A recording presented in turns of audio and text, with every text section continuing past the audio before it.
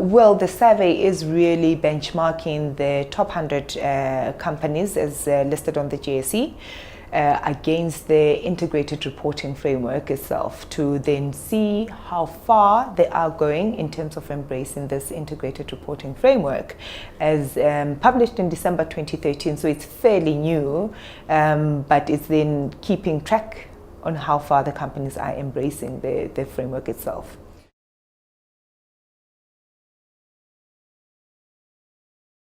In terms of the highlights, what we see coming out of the companies do very well within the reports is the strategic focus within the companies. That scored very well. And clearly the companies are starting to hone in and really want to communicate with the stakeholders what their strategy is and what their future outlook is. And going back again to that sustainability factor, they are really trying to communicate to the stakeholders, how am I going to be sustainable in the short, medium and long term? And the other aspect where they did very well is on the comparability of information, which basically then speaks to then say, whatever you do say, can we really go back and see what you said in the last time, or your statements tying in from the past as well, and also does it tie in somewhat into the future. But where there's still maybe some room for improvement, the fundamental concepts which speaks to the value creation of the companies and the 6 capitals as highlighted by the framework, certainly companies are falling behind with that concept.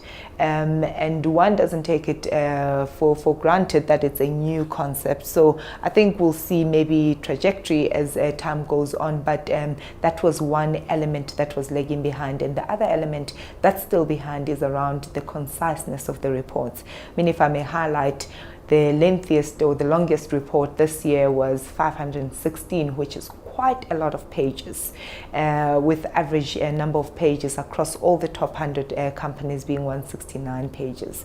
And I just want to highlight, having sat around with the analyst group on Monday when we did a roundtable, one of the key things that they highlighted was the fact that the reports are too lengthy. As a result, they don't get down to them because it is just too daunting and too intimidating for them to really unpack these reports.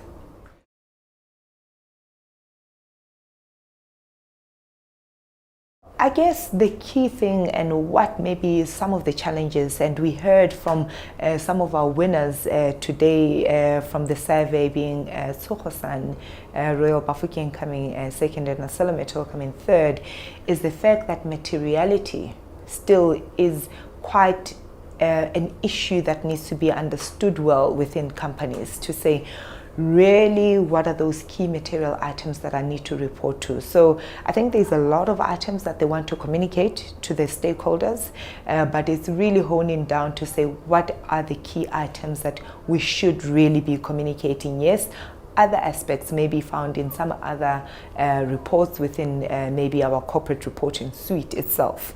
But I think it's really that guiding principle along materiality concept itself, to say, how do we break down materiality within our own company, and will it be understood by the stakeholders? Will we not be accused of maybe leaving out information which is seen to be key by various other stakeholders?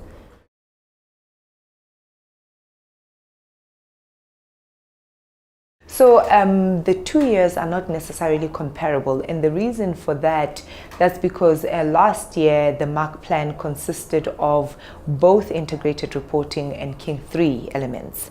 As a result, this year, with the advent of the integrated reporting framework coming out in December 2013, the MARC plan was completely on the integrated reporting framework. So as I said, last year it was slightly diluted with the King 3 requirements, so you cannot really compare the 2 years as such. However, the one thing that we can say, with an average of 62%, there is good traction, I think, on the top 100 listed companies when it comes to integrated reporting.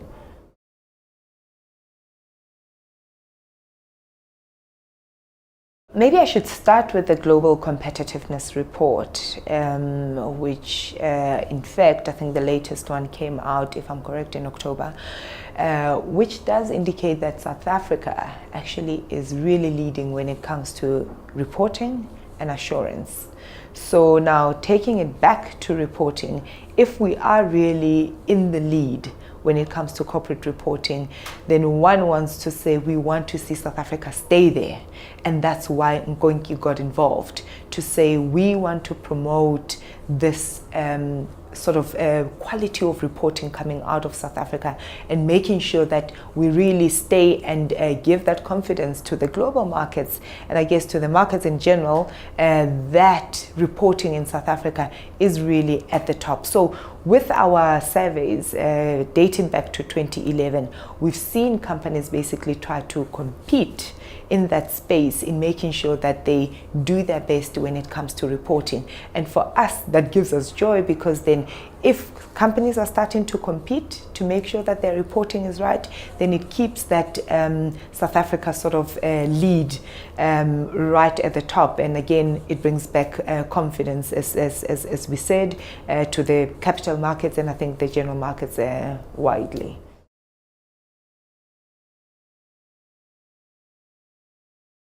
Three things that do stand out of this year's event. I can highlight Sarah Gray coming out of the International Integrated Reporting Council. Secondly, hosting the awards at the JSE company or JSE building itself. And thirdly, the amount of time it actually took to communicate the key messages around integrated reporting. Now, going back to Sarah, this was very important for us to bring in a director within the International Integrated Reporting Council, to basically partnering with us and making sure that we are communicating the right message. And secondly, to make sure that our top 100 listed companies understand what is happening globally, which I think some of the key messages coming from her were the fact that indeed South Africa is in the lead when it comes to integrated reporting.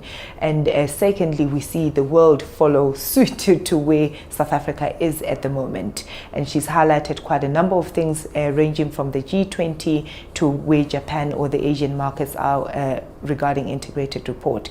Secondly, hosting it at the JSE, it is really the home of the top 100 listed companies. And thirdly, the key thing, I mean, you always want to really be communicating quality to people. So we had the event. It was very concise, and I think quality information came through, and the people that really participated did get the highest quality of information out of the event.